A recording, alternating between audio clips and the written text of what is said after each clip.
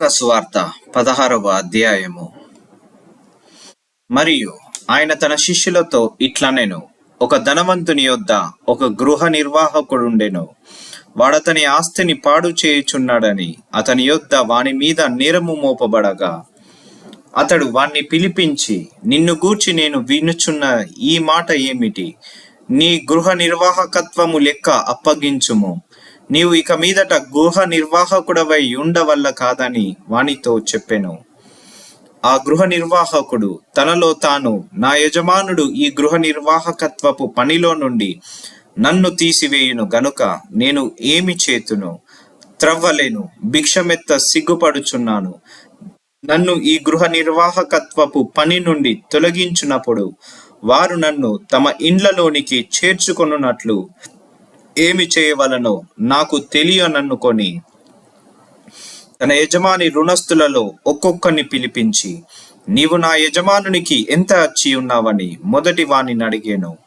వాడు 100 మనుగుల నూనె అని చెప్పగా, నువ్వు నీ చీటి తీసి కొని త్వరగా కూర్చుండి 10 మనుగులని వ్రాసుకోమని వానితో చెప్పాను. వారు, నీవు ఎంత అచ్చి ఉన్నావని మరి ఒకని అడగగా, వాడు 100 తూముల గోధుమలని చెప్పినప్పుడు వానితో, నీవు నీ చీటి తీసుకొని 80 తూములని వ్రాసుకొనుమని చెప్పాను. అన్యాయస్తుడైన ఆ గృహ నిర్వాహకుడు యుక్తిగా నడుచుకొనెనని వాని యజమానుడు వాని మెచ్చుకొనెను. వెలుగు సంబంధుల కంటే ఈ లోక సంబంధులు తమ తరమును బట్టి చూడగా పరులయ్యున్నారు. అన్యాయపు సిరి వలన మీకు స్నేహితులను సంపాదించుకొనుడి. ఎందుకనగా ఆ సిరి మిమ్మును వదిలిపోవునప్పుడు వారు నిత్యమైన నివాసములలో మిమ్మును చేర్చుకొందురని మీతో చెప్పుచున్నాను. మిక్కిలి కొంచెములో నమ్మకముగా ఉండువాడు ఎక్కువలోను నమ్మకముగా ఉండును. మిక్కిలి కొంచెములో అన్యాయముగా ఉండువాడు ఎక్కువలోను అన్యాయముగా ఉండును. కాబట్టి మీరు అన్యాయపు సిరి విషయములో నమ్మకముగా ఉండని ఎడల సత్యమైన ధనమును ఎవరు మీ వశము చేయును? మీరు పరుల సొమ్ము విషయములలో నమ్మకముగా ఉండని ఎడల మీ సొంతమైనది మీకు ఎవడిచ్చును?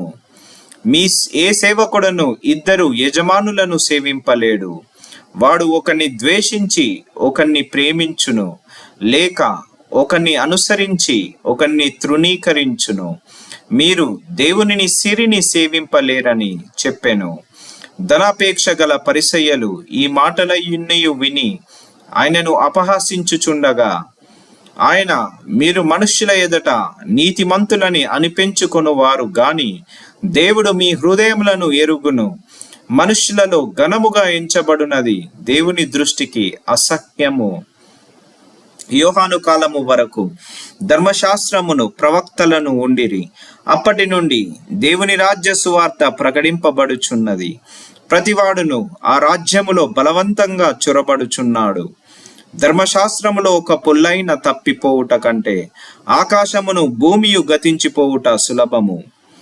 తన భార్యను విడనాడి మరి ఒకతను వివాహము చేసుకొను ప్రతివాడు వ్యభిచరించుచున్నాడు. భర్తను విడిచిన దానిని వివాహము చేసుకొనువాడు వ్యభిచరించుచున్నాడు. ధనవంతుడొకడుండెను.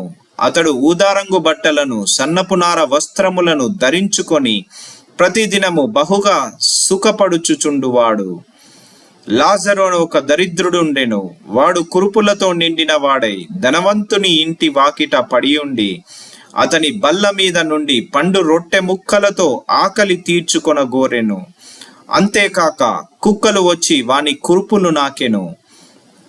ఆ దరిద్రుడు చనిపోయి దేవదూతల చేత అబ్రహాము రొమ్మున ఆనుకొంటకు కొనిపోబడెను. ధనవంతుడు కూడా చనిపోయి పాతిపెట్టబడెను.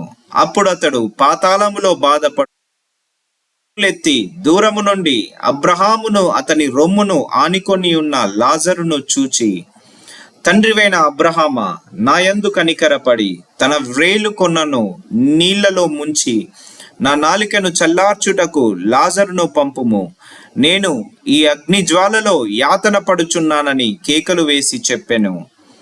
అందుకు అబ్రహాము, కుమారుడా, నీవు నీ జీవిత కాలమందు నీకిష్టమైనట్టు సుఖము అనుభవించితివి. అలాగుననే లాజరు కష్టము అనుభవించెనని జ్ఞాపకము చేసుకొనుము. ఇప్పుడైతే వాడిక్కడ నెమ్మది పొందుచున్నాడు, నీవు యాతన పడుచున్నావు. అంతేకాక ఇక్కడ నుండి మీ యొద్దకు దాటగోరు వారు దాటి పోజాలకుండునట్లును, అక్కడి వారు మా యొద్దకు దాటి రాజాలకుండునట్లను మాకును మీకును మధ్య మహా అగాధముంచబడి ఉన్నదని చెప్పెను. అప్పుడతడు, తండ్రి, అలాగైతే నాకు 5 సహోదరులున్నారు. వారును ఈ వేదనకరమైన స్థలమున రాకుండా వారికి సాక్ష్యమిచ్చుటకై నా తండ్రి ఇంటికి వాణ్ణి పంపవలెనని నిన్ను వేడుకొనుచున్నాను నేను. అందుకు అబ్రహాము, వారి యొద్ద మోషేయు ప్రవక్తలను ఉన్నారు, వారి మాటలు వినవలెనని అతనితో చెప్పగా, అతడు, తండ్రివైన అబ్రహామా, అలాగనవద్దు. మృతులలో నుండి ఒకడు వారి యొద్దకు వెళ్ళిన ఎడల వారు మారు మనస్సు పొందుదురని చెప్పెను. అందుకతడు, ప్రవక్తలను చెప్పిన మాటలు వారు వినని ఎడల మృతులలో నుండి ఒకడు లేచినను వారు నమ్మరని అతనితో చెప్పెననెను.